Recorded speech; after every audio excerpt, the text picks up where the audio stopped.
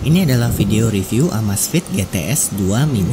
Berada di kisaran harga 1,4 jutaan, jadi range harganya sama dengan Amazfit GTS generasi pertama.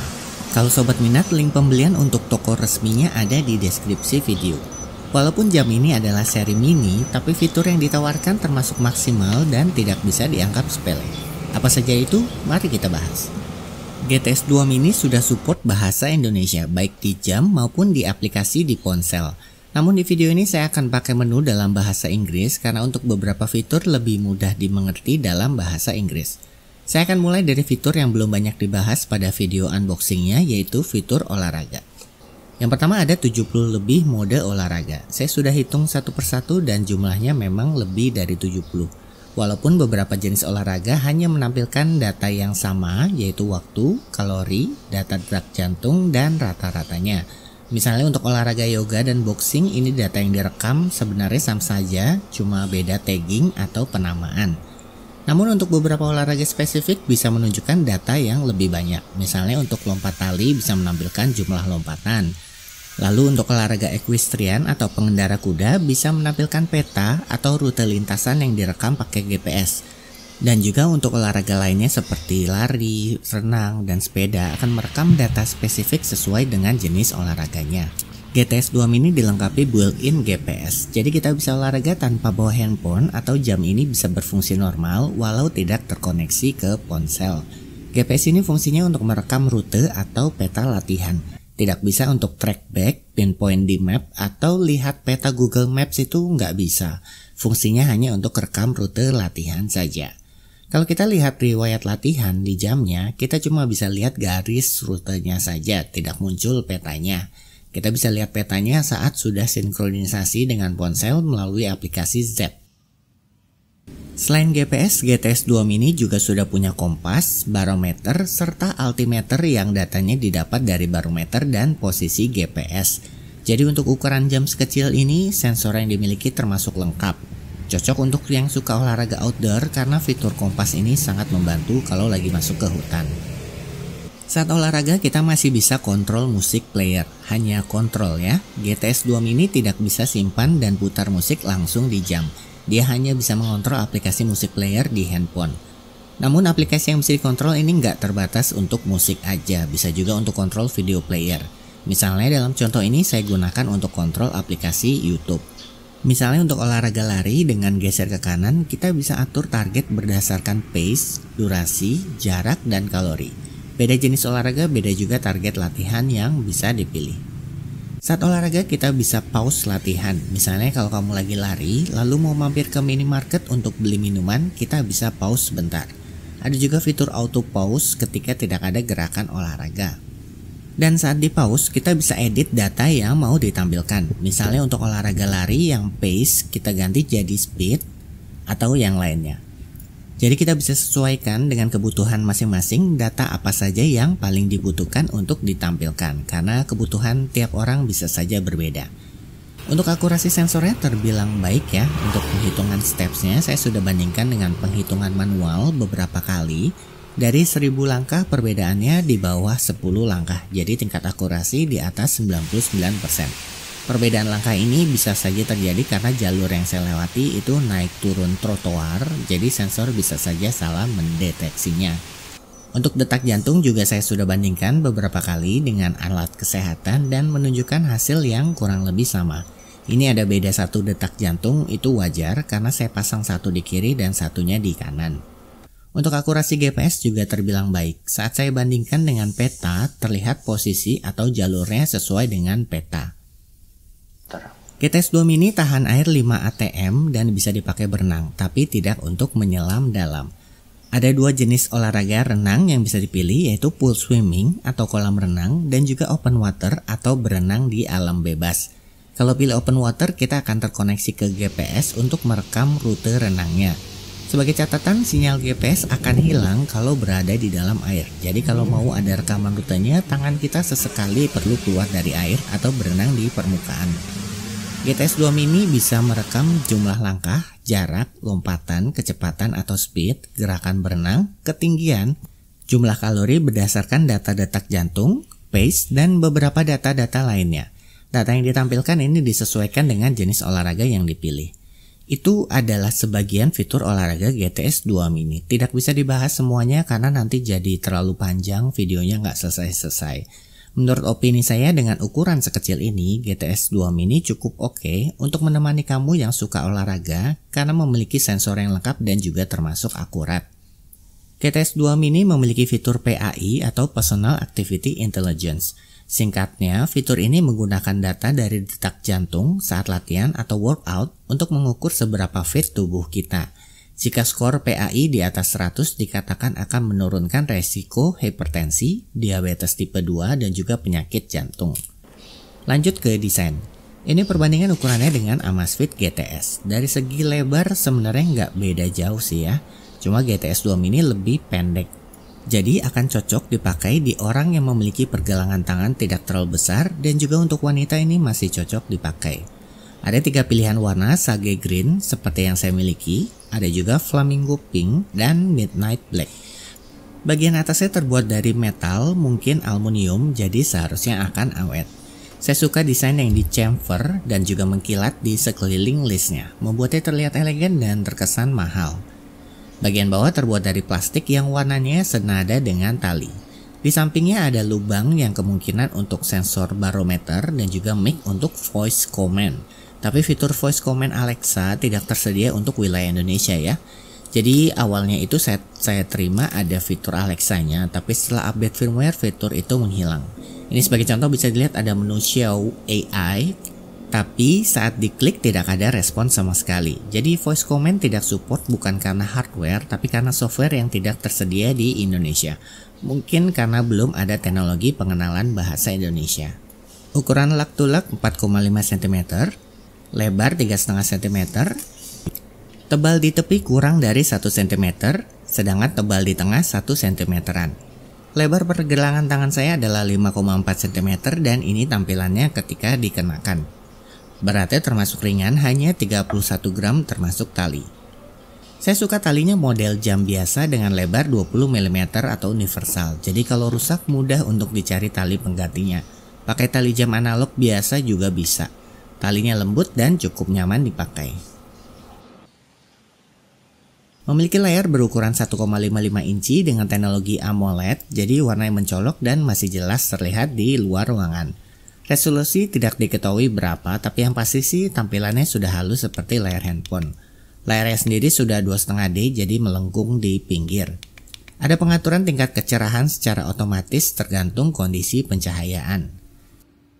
Layar dilapisi oleh fobik jadi tidak mudah kotor dan gampang dibersihkan. Tidak ada keterangan soal proteksi layarnya pakai apa, tapi sudah 2 minggu lebih pemakaian dan juga selalu dipakai tidur, layarnya masih terlihat bagus-bagus saja.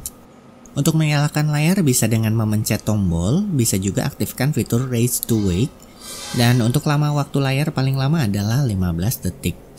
Ada juga fitur Always On Display, namun yang ditampilkan bukanlah layar yang penuh warna, tapi tampilan yang disederhanakan dan sedikit warna. Ada beberapa tampilan yang analog dan juga digital. Tampilan Always On akan aktif ketika waktu tampilan utamanya itu sudah mati. Metode ini umum digunakan di smartwatch dengan layar AMOLED untuk menghemat baterai. Kalau untuk pilihan watch face-nya bisa ditambah melalui aplikasi Zepp di ponsel. Pilihannya cukup beragam dari yang tampilannya casual, sporty maupun tampilan resmi. Untuk beberapa tipe watch face bisa diganti backgroundnya pakai foto sendiri. Untuk tebal bezel jika dibandingkan dengan bodinya memang masih terlihat cukup tebal. Makanya saya lebih suka pakai watch face yang backgroundnya gelap karena tingkat kegelapan layar jam ini bagus. Jadi kalau pakai background yang gelap jadi menyaru dan bezel jadi terlihat lebih tipis. Beberapa watch face adalah tipe modular yang artinya kita bisa memilih mau menampilkan informasi apa atau menaruh shortcut apa. Misalnya ini saya taruh shortcut kompas seperti ini. Jika tidak menggunakan fitur Always On, GTS 2 Mini bisa bertahan sampai 2 mingguan dengan pemakaian normal. Jika fitur Always On aktif bisa tahan 5-7 harian, jadi termasuk awet untuk daya tahan baterainya. Chargernya pakai model magnet yang praktis, lama pengecasan kurang lebih 2 jaman. GTS 2 Mini sudah dilengkapi fitur deteksi kadar oksigen darah atau SpO2. Fitur yang cukup penting di masa pandemi ini ya. Ini kalau dilihat dari sensor di belakang, yang menyala warna hijau adalah untuk detak jantung, sedangkan yang warna merah adalah untuk deteksi kadar oksigen.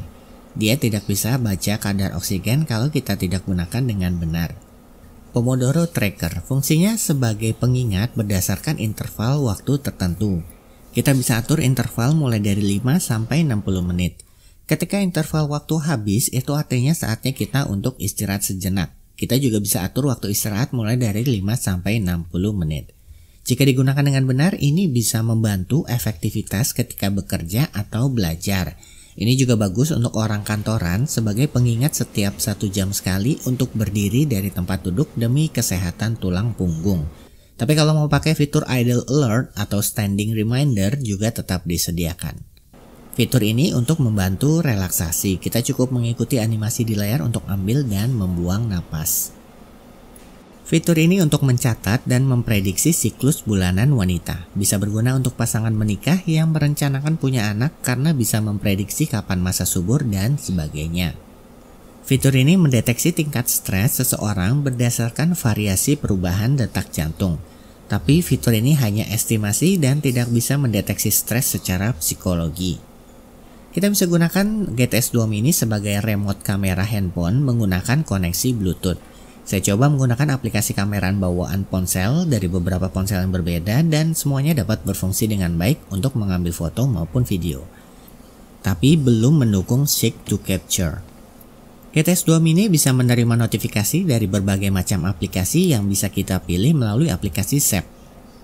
Bisa menampilkan isi pesan sampai 550 karakter termasuk spasi, jadi tidak seluruh pesan bisa dibaca. Tidak ada pilihan quick reply atau membalas cepat, jadi hanya untuk baca notifikasi pesan saja. Ketika panggilan telepon masuk, ada pilihan untuk menolak dan mute panggilan. Tidak ada pilihan untuk jawab panggilan karena jam ini tidak memiliki speaker, jadi tidak mengeluarkan suara sama sekali. Tapi kita bisa atur pesan singkat untuk balas melalui SMS ketika menolak panggilan. Sudah sibuk. Cobalah beberapa saat.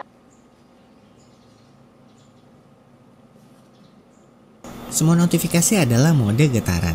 Tapi kerennya seri Amazfit dibandingkan smartwatch sejenis adalah kita bisa kostumisasi getarannya. Jadi kita bisa bedakan getaran untuk alarm, panggilan masuk, atau notifikasi lainnya sesuai dengan keinginan kita. Kita juga bisa atur tingkat kekuatan getaran dan kekuatannya ini termasuk baik atau terasa di tangan.